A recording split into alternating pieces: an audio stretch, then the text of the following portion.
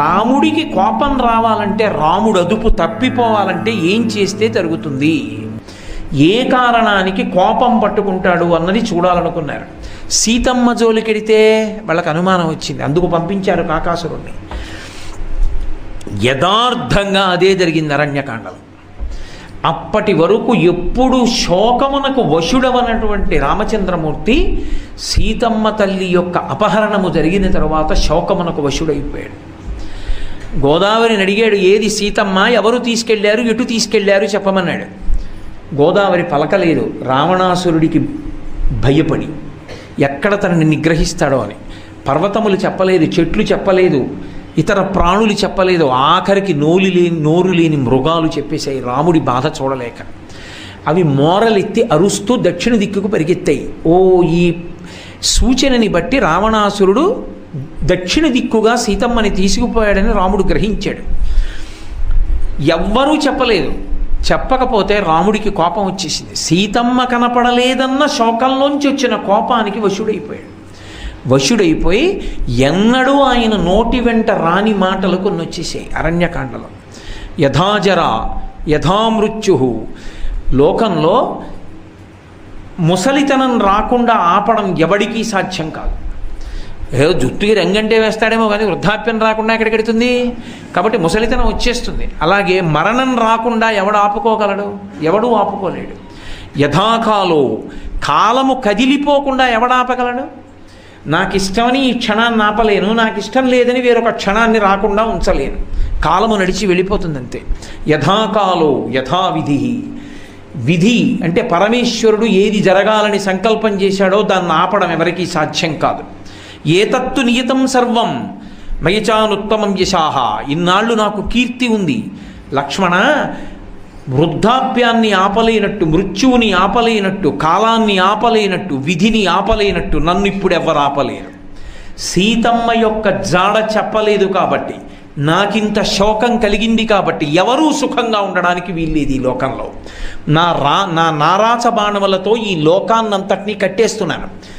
ఇక దేవతల దగ్గర నుంచి మనుష్యుల వరకు, పక్షుల వరకు ఎవరూ కదలడానికి వీల్లేదు. లోకాలన్నిటినీ లయం చేస్తున్నాను.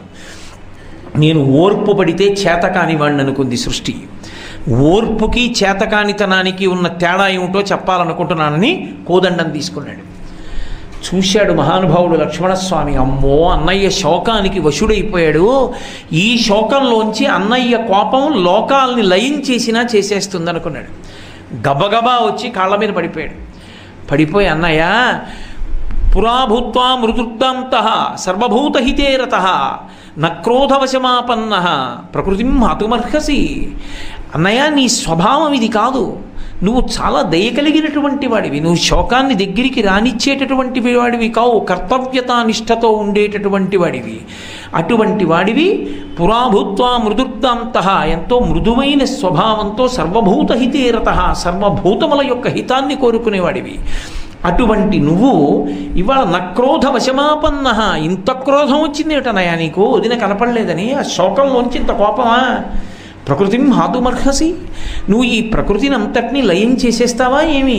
ఏకస్యనాపరాధేన లోకాన్ హంతుర్హార్హసి. ఎవడో ఒక్కడనయా సీతమ్మను అపహరించింది. వదినిని అపహరించిన వాడెవరో వాణ్ణి వెతికి చంపుదాం, అది మన మన మన క్షాత్రధర్మం. వాడెవరో తెలియలేదు కాబట్టి, ఎవరూ చెప్పలేదు కాబట్టి లోకాలన్నిటినీ లయం చేసేస్తావా? ఎందుకనయా గురువులకి ధనుర్వేదం ఇచ్చింది? చేయవచ్చాలాగా?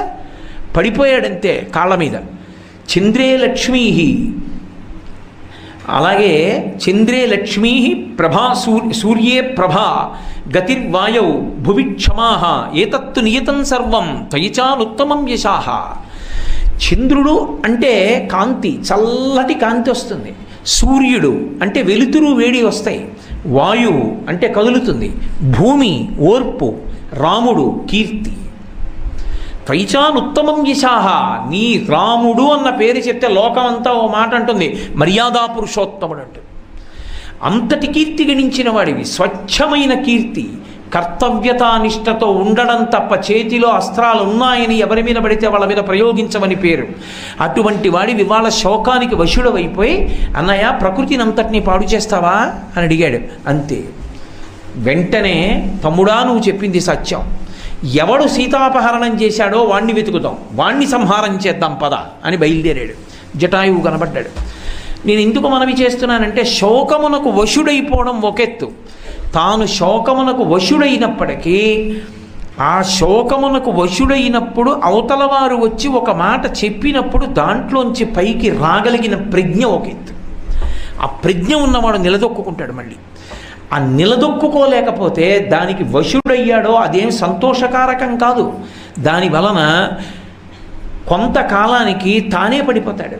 అది రిపుహు, అది శత్రువు, కాబట్టి అది కబళిస్తుంది యువతలవాడిని. అందుకని శోకమునకు వశుడు కాకూడదు, నిత్యోత్సాహి అయి ఉండాలి తప్ప నేను చచ్చిపోతానన్న మాట రాకూడదు నోటి వెంట.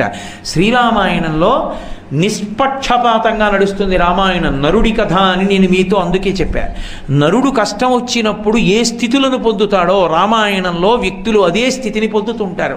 సీతమ్మ అంతటిది శోకానికి వశమైపోయింది. ఒక చోట వశమైపోయి ఆవిడ ఎంత కష్టంలో ఉందో చెప్పి నోటి వెంట అనకూడని మాట వచ్చేసింది ఆవిడికి. నే చచ్చిపోతానంది ఆవిడ. అరణ్యకాండలోనే సుందరకాండలోకి వెళ్ళేటప్పటికీ సీతమ్మ తల్లి ఒక మాట ఉంది. నూనం సకాలో మృగరూపధారి మామల్పభాగ్యాం లులుబే తదానీం యత్రార్యపుత్ర విసర్జమూఢ రామానుజం లక్ష్మణ పూర్వజంచ అంది. అరే ఇన్ని కష్టాలు పడుతున్నాను, చుట్టూ రాక్షస స్త్రీలు నిలబడ్డారు, నేను బ్రతికుండగానే నా శరీర అవయవాల్ని వాటా వేసేసుకుంటున్నారు. రావణాసురుడికి వెళ్ళి ఆ కాంత చచ్చిపోయిందని చెప్దాం, తినేయండంటాడు, ముక్కలు చేసుకు తినేద్దాం, కళ్ళు తెచ్చుకుందాం, నికుంభల నృత్యం చేద్దాం, చేసి ఈవిడ యొక్క మాంసాన్ని తిందామని ఒకళ్ళు నా కడుపు కావాలన్నారు, ఒకళ్ళు ఆవిడ తొడలు కావాలన్నారు, ఒకళ్ళు గుండెలు కావాలన్నారు, ఒకళ్ళు ప్లీహము కావాలన్నారు, ఒకళ్ళు ఊపిరితిత్తులు కావాలన్నారు. తర్వాత దెబ్బలాడుకోవద్దు, ఇప్పుడే వాటాలని వాటాలు వేసేసుకున్నారు. అంత అవన్నీ విని బాధ చెందిన ఆవిడ ఎంత శోకాన్ని పొందిందంటే అది రాక్షసత్వం. అంటే అక్కడ తాను కోరుకున్నట్టు బ్రతకడానికి ఉండదు, అటువంటి బ్రతుకు లేక చావడానికి ఉండదు. కాబట్టి ఇప్పుడు ఆవిడ కష్టంలో ఆ శోకాన్ని తట్టుకోలేక ఒక మాట అంది. నూనం సకాలో మృగరూపధారి మామల్పభాగ్యాం లులుభేతదానీం యత్ర ఆర్యపుత్ర విసర్జమూఢ రామానుజం లక్ష్మణ పూర్వజంచ. నేను మోసపోయాను, కాలము నన్ను లోభపెట్టింది మృగరూపంలో వచ్చి. లేకపోతే అరణ్యవాసం అంతా అయిపోయి ఇంకా ఇంటికి వెళ్ళిపోయే సమయం ఆసన్నం అవుతుంటే లక్ష్మణస్వామి చెప్పాడు, వద్దమ్మా అది మాయామృగం అమ్మా అని చెప్పాడు, మారీచుడని చెప్పాడు. అయినా పర్వాలేదు, చంపి కనీసం చర్మం పట్రా అంతఃపురంలో తగిలించుకుంటానంది. ఏం చెప్పాలి, ఇంతమంది చెప్పినా వినకుండా నా బుద్ధి ఆ మాయామృగం వైపుకు వెళ్ళిపోయింది అంటే. కాబట్టి నూనం సకాలో మృగ రూపధారి మామల్పభాగ్యాం, నాకు భాగ్యమేది రాముడితో కలిసి ఉండడానికి, అందుకే నేను ఇలా విడిపోయాను. యత్రార్యపుత్ర విసర్జమూఢ రామానుజం లక్ష్మణ పూర్వజంచ. రామలక్ష్మణులు ఇద్దరినీ విడిచిపెట్టుకున్నాను. పోని రాముడిని విడిచిపెట్టి ఊరుకుందా? తీరా పర్ణశాలలోకి వచ్చిన తర్వాత రాముడి కంఠంతో మారీచుడు నడిచాడని లక్ష్మణస్వామిని పంపించేసి, లక్ష్మణస్వామిని పంపించేయడం వల్ల రావణాసురుడు అపహరించి తెచ్చాడు. కాలము మృగరూపంలో వచ్చి నన్ను లోభపెట్టి ఇంతటి శోకానికి గురి చేసింది. ఒక్క తప్పు ఎంత పని చేసిందని, తను చేసిన ఒకే ఒక్క తప్పు, ఒకే ఒక్క కోరిక. మహాతల్లి అంతకాలం ఒక్కటి రాముణ్ణి అడిగింది లేదు. బాలేన రమతే సీతా బాలచంద్ర నిభానన రామ రామే గదీనాత్మ విజనేపి వనీసతి అని అరణ్యంలో కూడా రాముడితో కలిసి సంతోషంగా అయోధ్యలో ఉన్నట్టు ఉంది తప్ప ఒక్కటి అడిగింది లేదు. ఆవిడ అడిగిందా? ఒక్క మృగాన్ని అడిగింది, కాంచన మృగాన్ని. ఇన్నాళ్ళు అడగని దాన్ని ఆ మృగాన్ని అడగడం ఏమిటి? వద్దు వద్దు అంటున్నా పట్టుపట్టడం ఏమిటి? పట్టు పట్టినందుకు నేను చేసిన తప్పుకి ఇదిగో ఇంత ప్రారంధం అనుభవిస్తున్నాను, ఆఖరికి నాకు ఇంకా బ్రతకాలని లేదని అని ఆవిడంది. ఆ కోపం వచ్చేస్తే శోకంలోంచి ఎంత మాటైనా వస్తుంది. ఆవిడంది, ఇంతకాలం నుంచి నేను నియమశ్చ ధర్మే పతివ్రతాత్వం విఫలం మమేదం కృతం కృతఘ్నేశ్వర మానుషాణం అంది. కృతఘ్నుడైన వాడికి ఉపకారం చేస్తే వాడు మరిచిపోయినట్టుగా రాముణ్ణి ఉపాసన చేస్తూ నా భర్తయే నా దైవమని చెప్పి నియమాలు పాటిస్తూ భూమి మీద పడుకుని ఏక జటతో ఇంతకాలం నుంచి తపస్సు చేశాను, రాముడు అనుగ్రహించలేదు, రాలేదు. కృతఘ్నేశ్వర మానుషాణం, కృతఘ్నుడికి ఉపకారం చేసినట్టు రాముడి గురించి నేను చేసిన ఉపాసన అంతా నశించిపోయింది, కాబట్టి నేను ఉండను అంది. అని శోకము ఎక్కడికి వెళ్ళిపోయిందంటే నే చచ్చిపోతానందాడు. సరే కారణం ఏదవనివ్వండి, ఆవిడ చనిపోతానని నిర్ణయం తీసేసుకుని, చచ్చిపోవడానికి ఏముంది అక్కడ? వాడేం కత్తి ఇవ్వడు, కంప ఇవ్వడు చావడానికి. ఎందుకంటే ఆవిడ చావడం వాడికి ఇష్టం ఉండదు. ఎక్కడ విపరీత కామం ఉందో ఆ వస్తువుని వదులుకోవడానికి వాడు ఇష్టపడ్డాడు. అందుకని ఆవిడ్ని చావనివ్వడు. అందుకే ఆవిడ చేసేది లేక ఉద్బధ్యవేణ్యుద్గ్రధనైన శీఘ్ర అహంగమిష్యామి యమస్య మూలం అని, నేను యమస్థానానికి వెళ్ళిపోతున్నానని చెప్పి శాఖాగృహీత్వాథ నగస్యతస్య, అక్కడ ఉన్నటువంటి పూచిన శిశుపావృక్షపు కొమ్మని కిందకి లాగి తన జటనే తీసి ఉరిపోసేసుకొని కంఠం చుట్టూ తిప్పేసుకుని ఆ కొమ్మ కట్టేసింది. అంటే ఇప్పుడు కొమ్మ పైకి లేచిపోతే దానికి వేలాడిపోయి శరీరం వదిలిపెట్టేస్తారు.